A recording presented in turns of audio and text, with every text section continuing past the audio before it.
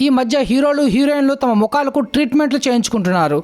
కొందరు స్కిన్ సమస్యల వల్ల, మరికొందరు వయసు మీద పడడం వల్ల. దాంతో ఏ హీరో లేదా హీరోయిన్ ముఖకృతి మారిన వాళ్ళు ప్లాస్టిక్ సర్జరీ చేయించుకున్నారనో లేక కాస్మెటిక్ ట్రీట్మెంట్ చేయించుకున్నారనో ప్రచారం మొదలవుతుంది.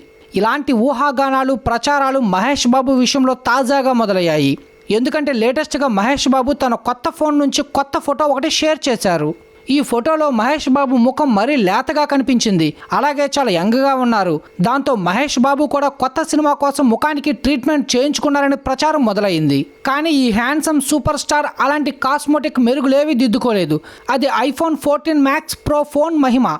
మహేష్ బాబు కొంతకాలంగా ఫిట్నెస్ని కాపాడుకుంటూ వస్తున్నారు. ఆయన బాగా సన్నబడ్డంతో వయసు తగ్గినట్లుగా కనిపిస్తున్నారు. దీనికి తోడు కొత్త ఫోన్లో క్లారిటీ ఫోటో. దీంతో ఆయనపై వార్తలు వైరల్ అయ్యాయి.